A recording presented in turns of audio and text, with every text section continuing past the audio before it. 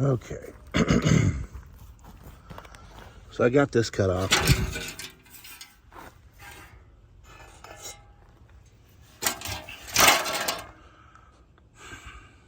You can see this is apparently the original 62, and this is the 60. You know, our lovely welds here. This is the one that broke when I was unbolting the radiator. And you can see damage here from the accident, I'm assuming. One thing that concerns me, this part's probably okay, but, bend it down like that. It doesn't do me too well. Anyway, so here you've got factory welds from the 60, although kind of looks like things have been pulled on and beat on, manipulated, that I don't like. But here,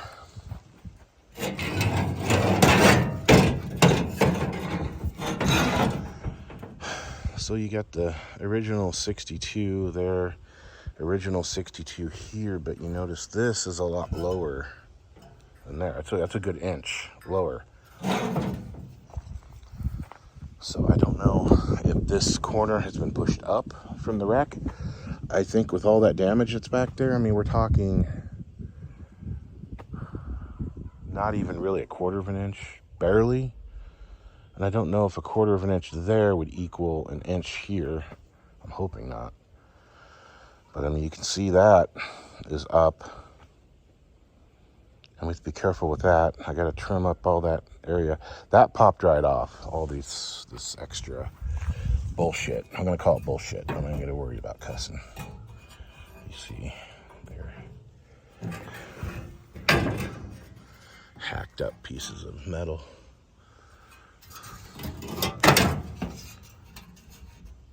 That don't belong. Took some measurements. We're off by a quarter out here at the edge.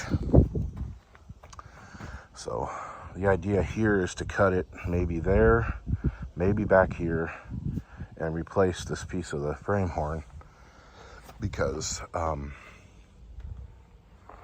it's a lot better on that one. So I don't know if this is bent out. It kind of looks a little like it curves. I don't know. You can see the damage there and underneath. So I might cut it. I might cut it there.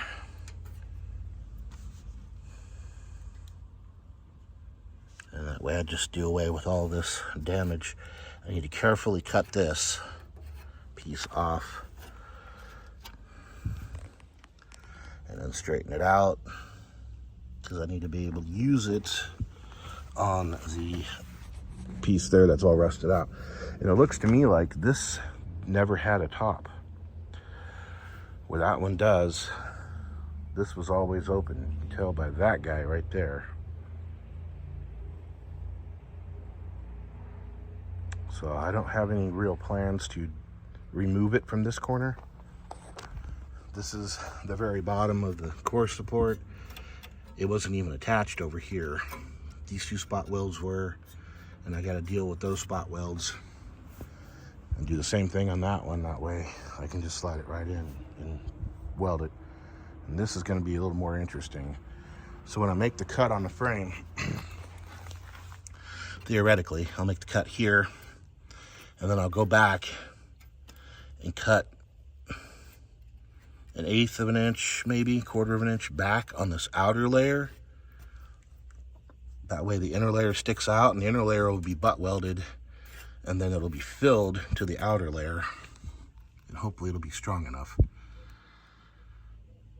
I don't see any other damage farther back, so to get rid of as much of that as possible, I think, is what we need to do. But first I need to trim all this. Okay, I got all this cut and still need to do a little trimming.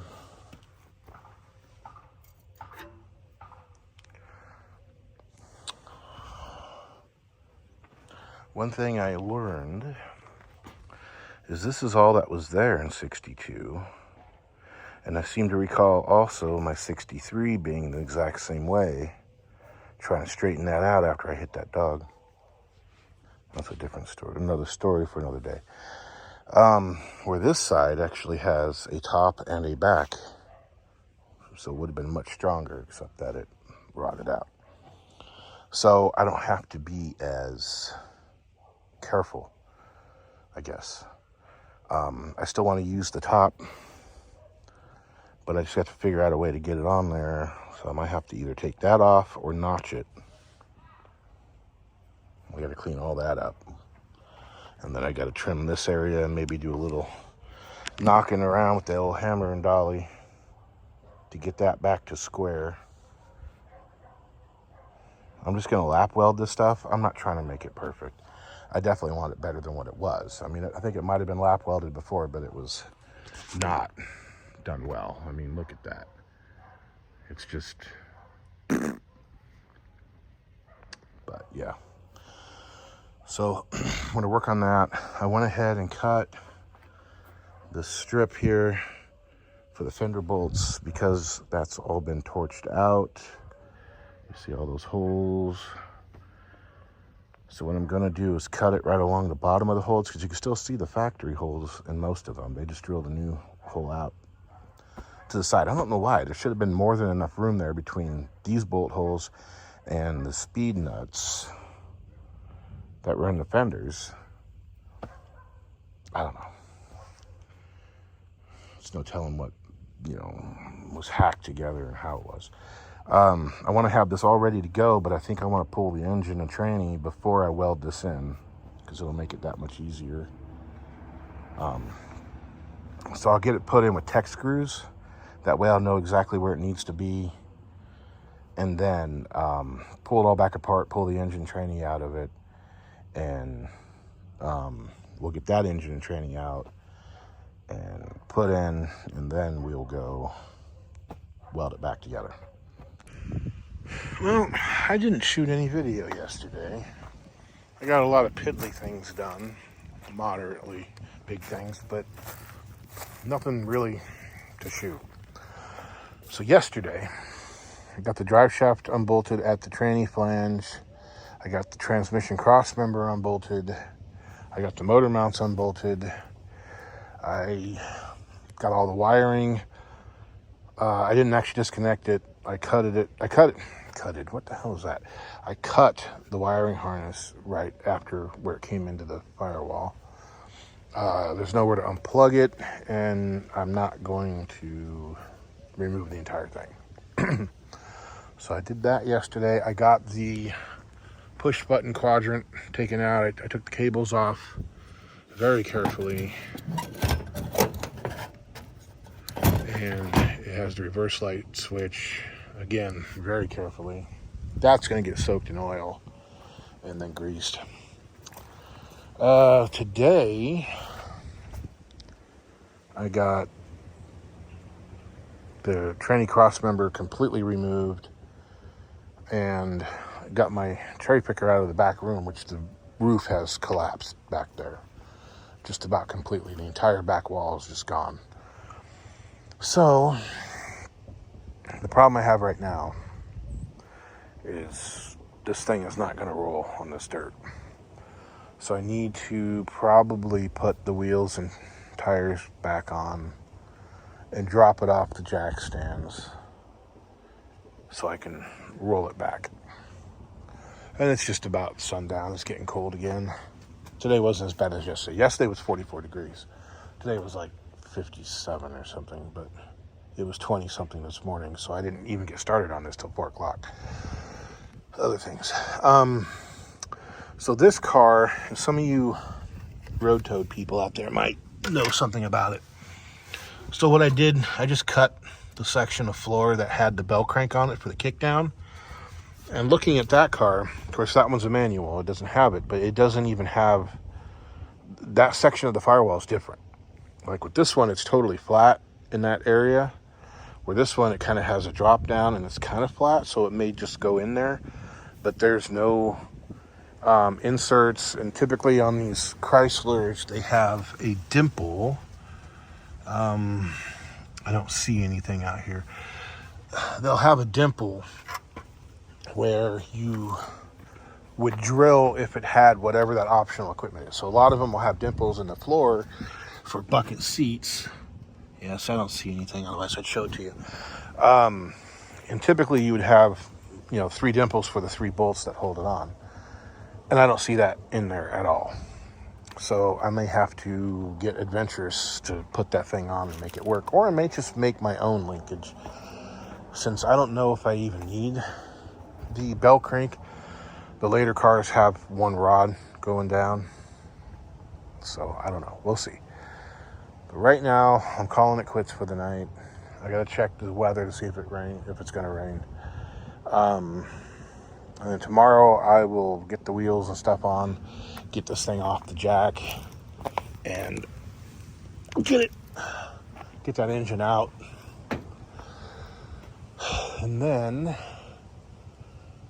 if this thing's rolling, which, you know what, it might not, because that wheel's still screwed up. I do need to get that drum and hub off and all the brake parts out of it. I need to get that spindle off, which maybe I'll just do that tomorrow, because it needs to get done anyway. Do that, and then if this thing's rolling, I'll move the Mazda and I'll park it over there, and I can park the Mazda here. But that's it for tonight. I'm going in. All right.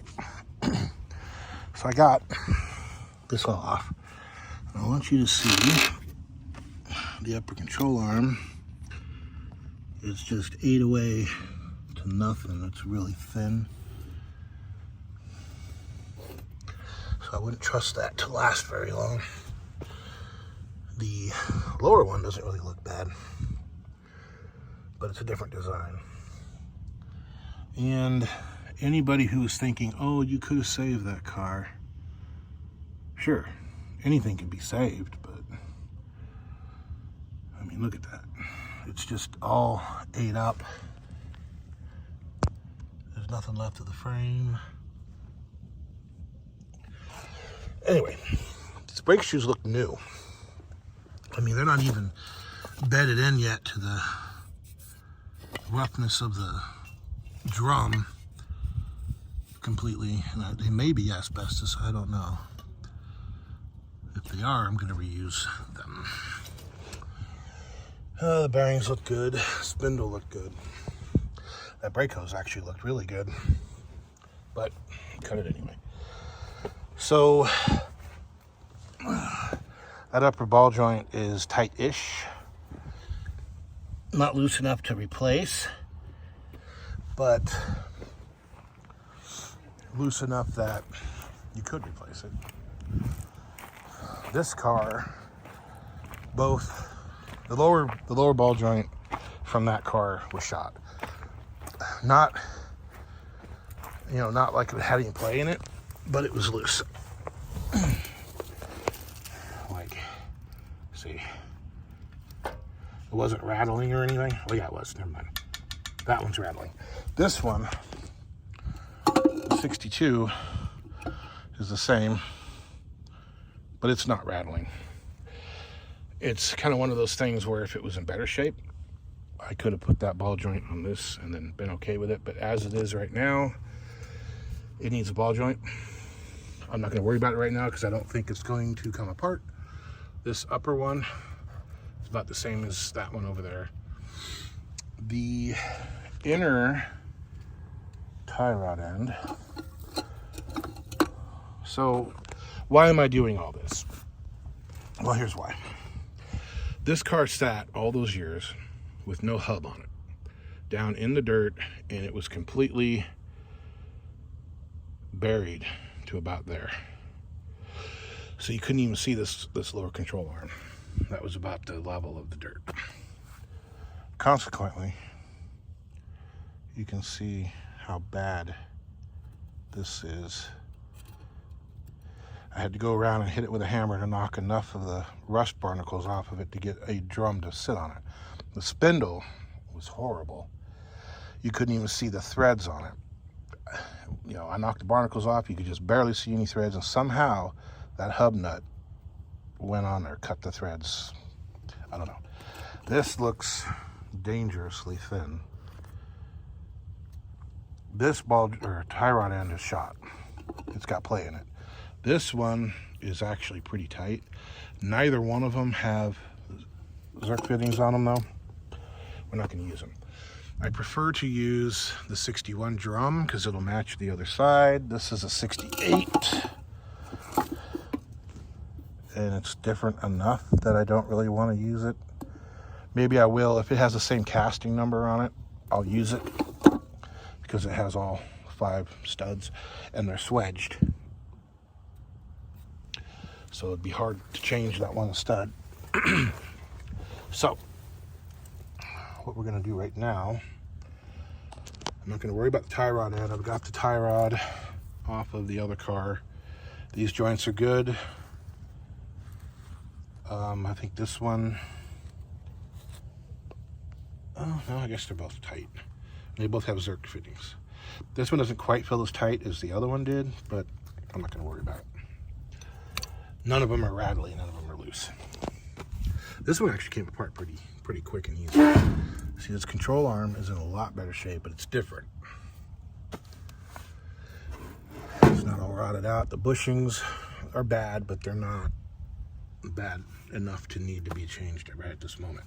This brake hose was horrible. They're gonna get changed. So right now I'm gonna go ahead and throw this thing on, and I'll probably stop there, or I'll go throw that one on the other car and then stop there for the night. Okay, I actually got quite a little bit done yesterday. I just didn't bother to film it. I was only out for an hour, so I didn't really feel that great, and the time change is kind of confusing my system here. So, I got the drive shaft out, got the exhaust out. I had to cut it in pieces, into 3 pieces, because you see there, where it got kinked, because the tailpipe caught the trailer, and then here it got kinked. Kind of an interesting kink, really, because it got pushed forward. And this has kind of a bow to it that I need to take out of it, but I'm going to use it for now. It's like 1 7/8. It's not even 2 inch. But for now, it's okay.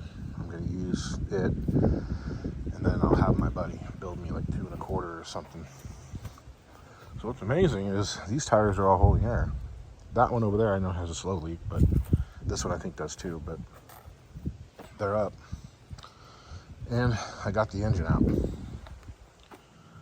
So the plan for today is to move the Cricket, the Cherokee, and the Mazda, push this out into the street, and then bring it over here and put it where the Mazda is now. This, I need to roll forward to where the Cricket is. I don't have to do that today though. I need to get everything all unbolted in it that way, and then move it forward. Then I can lift it up and then just roll it back. So I gotta move all this stuff away. This needs to get loaded up on the Courier, but before I do that, I need to fix the Courier, make it run, and then take it down to the car wash or put it on my trailer, which is a lot of gas just to go to the car wash and back. And then once this engine's clean, it needs to get painted Chrysler red. I kind of thought about leaving it Ford blue, but no. And this is kind of annoying that my ram seems to be bleeding down. I don't like that. I can't leave this thing up in the air, but I don't want it laying on the ground either. Well, it's all the way closed. Anyway, okay, so yeah, I'm gonna move these vehicles and move this vehicle. Oh yeah, I did pull the fuel line It's unusable. Yeah, right there. It's broken, rusted through. Right there.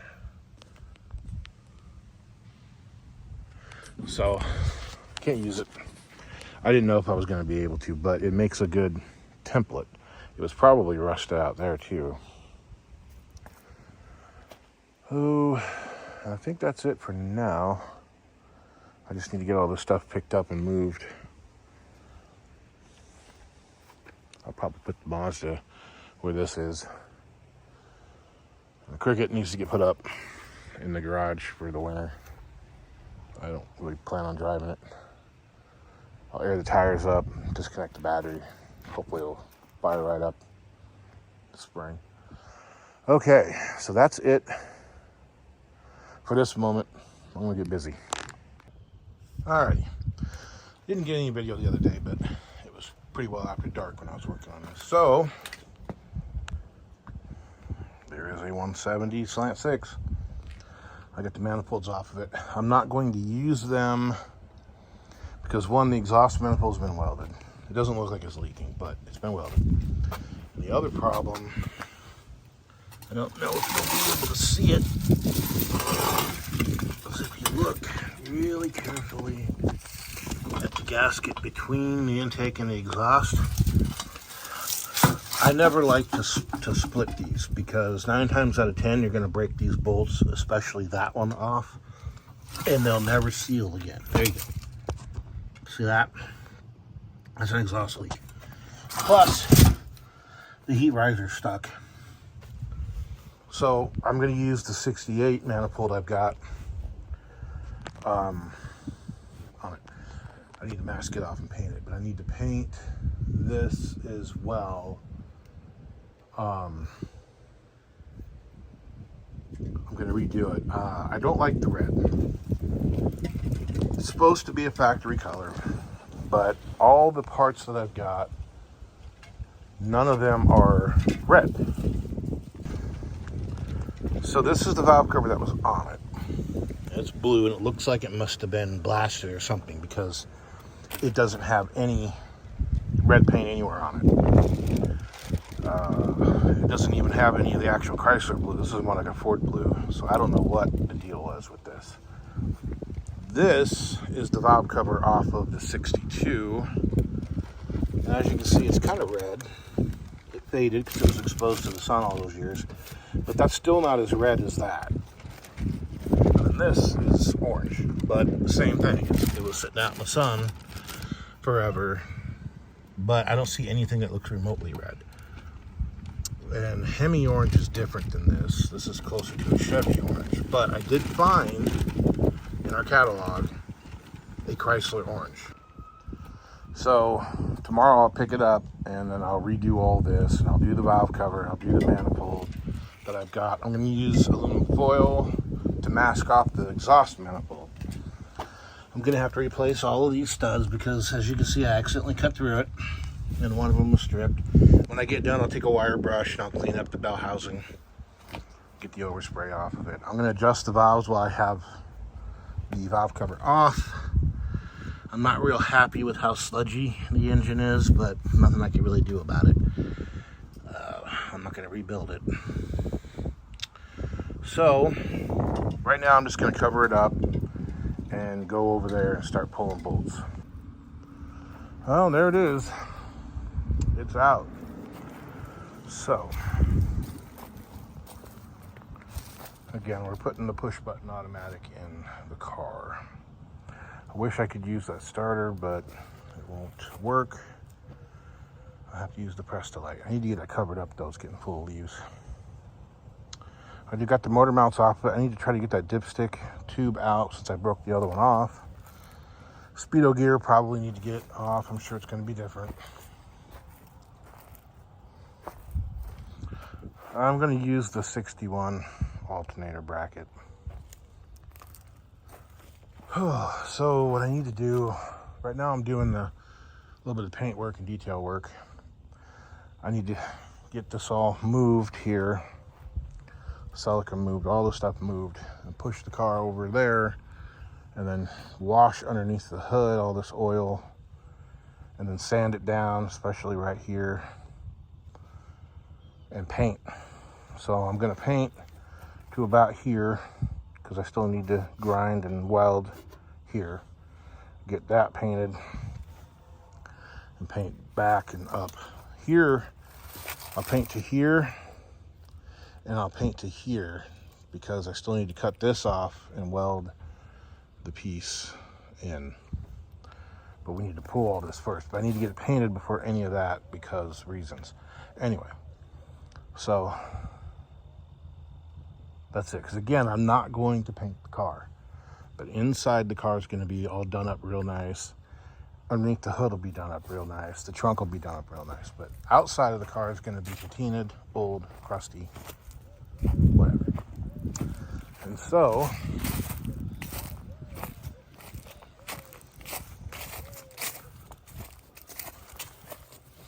here, I've been coming back and forth on the color of the engine. Red was way too red, I thought.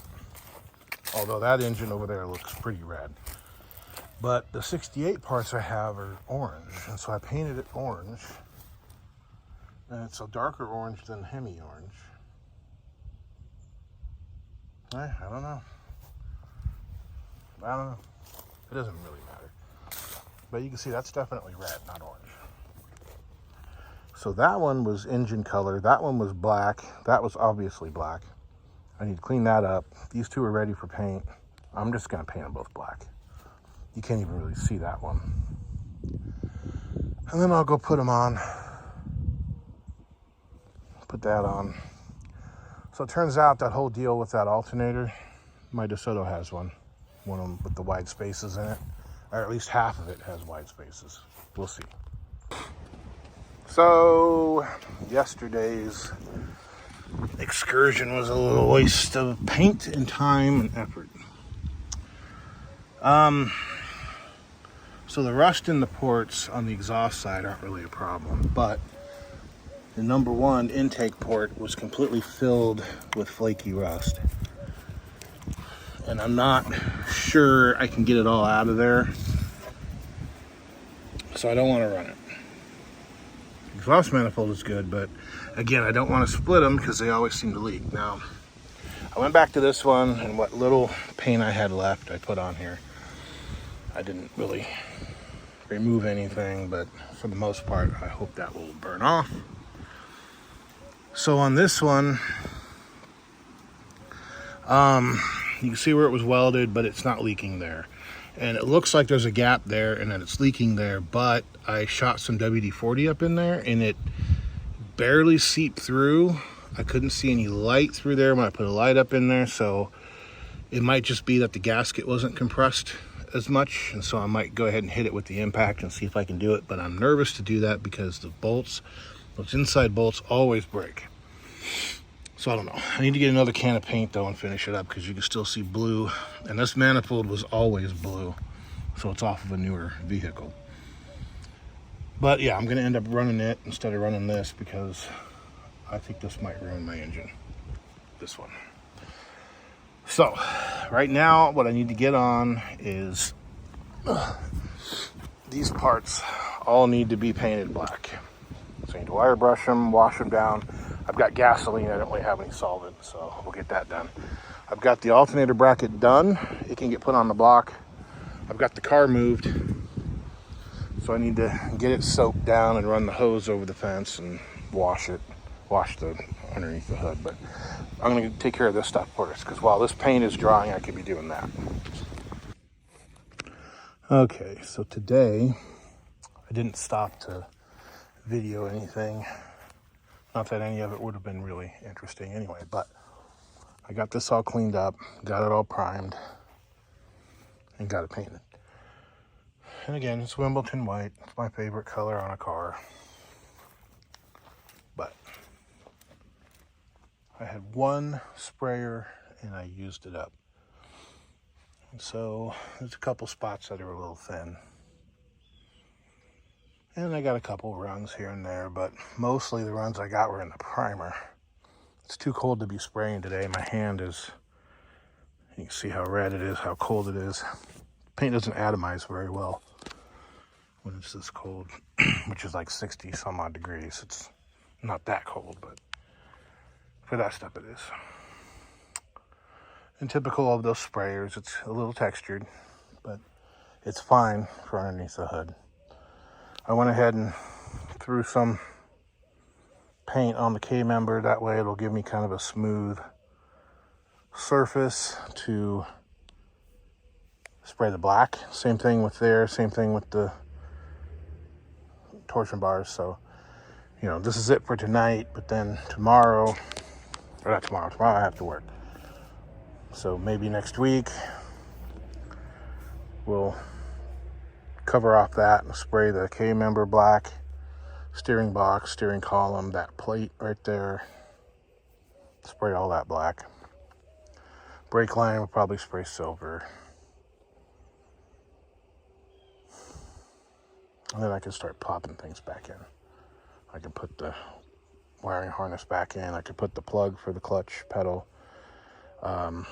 So if you remember before, I was talking about the dimples that they put in it to mark drill sites. I think that one is for the shift cable, if this car was an automatic. One of the other things I found when I was cleaning this up, there are 3 dimples right there. So that's where the bell crank goes for the automatic to kick down. And you can see underneath there, I didn't quite get enough paint there, but that's all right. Can't see that anyway.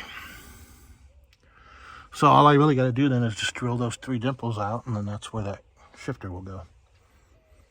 But I think that and that, I think that's what those are there for. I did put a lot of paint down in there because it's rusting and heavily pitted, so it could turn into holes where it's not right now.